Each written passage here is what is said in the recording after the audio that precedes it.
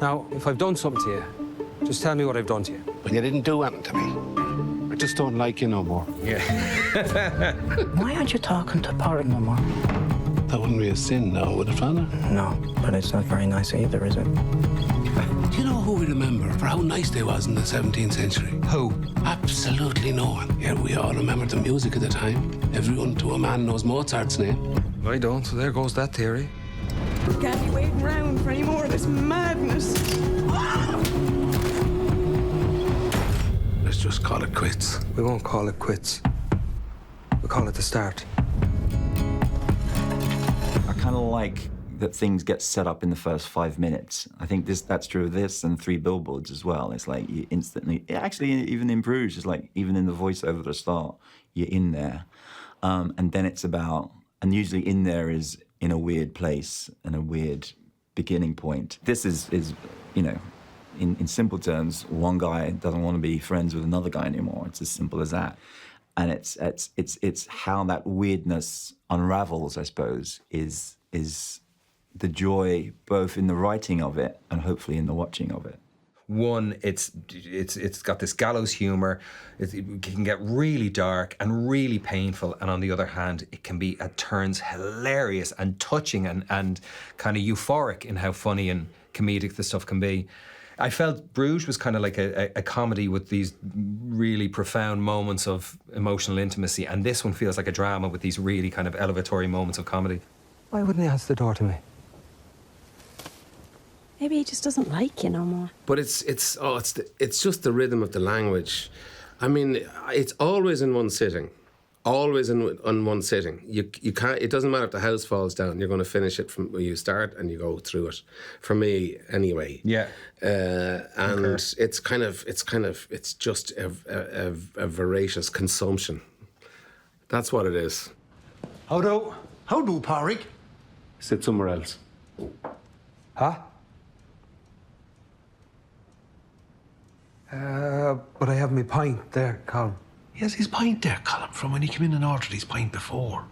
Oh, okay. I'll sit somewhere else. So.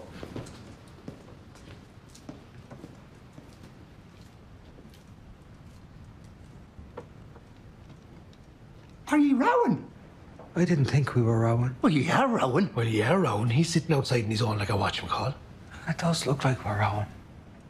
It was written for them from the very, very start. Obviously, I always wanted to get them back together after in Bruges. We had a great time on that, and it came out well, and people really cared for it. So yeah, it was, and we've remained friends over the years. Obviously, I did Seven Psychos with Colin, but they wanted to work together. I wanted to work with them. They almost did something about 5 years ago, which I was so happy it fell through in a mean, selfish way.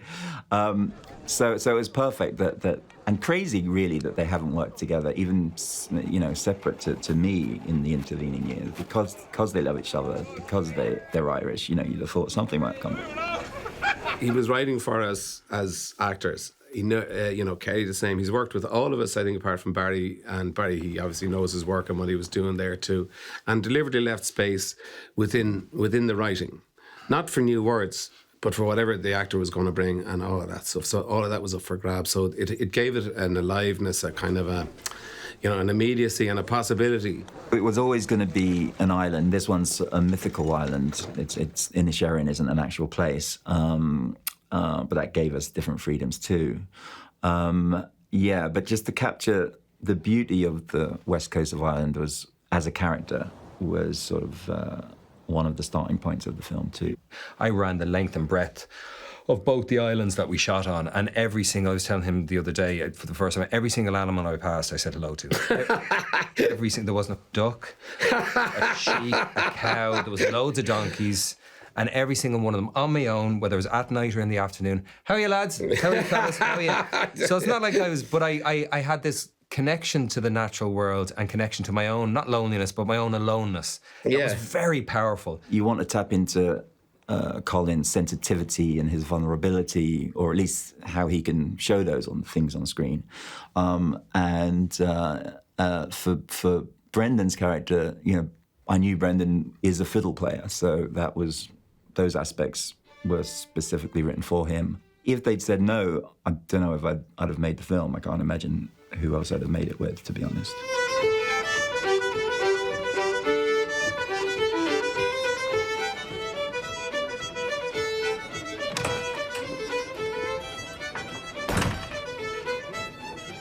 I didn't hear those to be a session. Last minute thing. Colin decided. All the ladies love Colin, you know?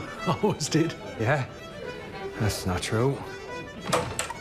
You're still bad, Dominic, out! You said back until April. What are we now? April. Well, put that stick outside anyways, and don't be bothering the women. There's women. There is women. And good ones.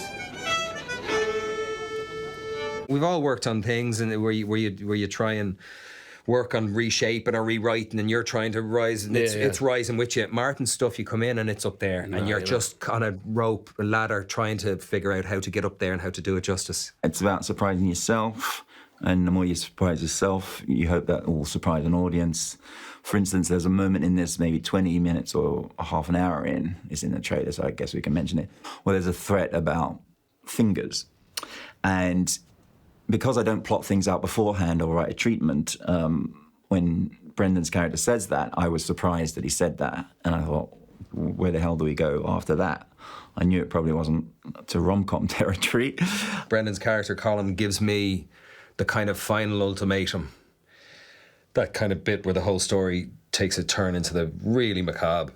And he said when he was writing that scene in the pub, just before that bit where he delivers the ultimatum to me, Martin didn't think of it and then sit down. He said, I was writing, and Colin comes into the pub, and the park comes in, and he went, oh. So he's doing the same thing. He's kind of on this journey of exploration that does have forethought, absolutely, and does have preparation, but he's also so organic and so in the moment, and he's so turned on by his own imagination that inevitably to read this stuff is just so thrilling. He throws himself curveballs on purpose. Exactly, I know that's part of his thing. He throw himself a kind of give himself an impossible thing to work his way out of. Why can't you just leave me alone, Patrick? Huh? I've already told you, haven't I? Yeah, I know, I was just... I mean, why can't you just leave me alone?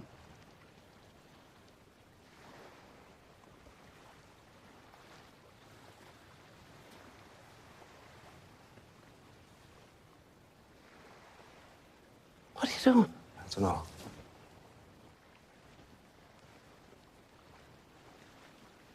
Even when they're playing people falling out of love, as they do in this, somehow that love is there. It's an undercurrent. And there's just a joy to having them together on a film set. They make each other laugh. They make me laugh. And that's kind of how it was. Even in a sort of seemingly sad story like this, it was a joyful one to make, because of them. Martin's theatrical origins, his origins of actually being on, doing stage work and writing plays is very prevalent in his experience as a filmmaker, to our advantage. And 3 weeks rehearsal his plays period, were cinematic. his understanding of blocking, his understanding of physical space, because you don't have to do physical space too much in cinema. You can manipulate it with close-ups and mid-close-ups and all that. It's not like back in the day, Preston Sturgis, where everything would play in beautifully in masters and you'd see people's relationship to each other in regard to the spatial distance and stuff. Martin has a great understanding of spatial distance, where a character should be. His blocking is fantastic, but it's not rigid, as he was saying as well. There's still, room for you to come in and say, he has let me try it this way, let me try it that way. Yeah, but he has that sense, and his plays were always kind of so cinematic. It's a kind of a language that has bled from one to the other, really. Right, back and forth. One has fed the other, and back and forth. Yeah. Sometimes you never really know until the last couple of pages where it's going to go to. I've had that with plays before, and in this, even whether or not it's going to be a happier ending or a sadder ending, even in terms of the dialogue, it can go either way up until that page, and that hopefully, but when it happens, it should feel like there was no other way for this to end. I feel that's true of this one, even though I had no idea of where it would be going at the start. And in fact, we shot the last scene of this on the last day because there were elements that we needed to know going into it from the shooting of it. And so the inevitability of whatever it has ended up as wasn't there.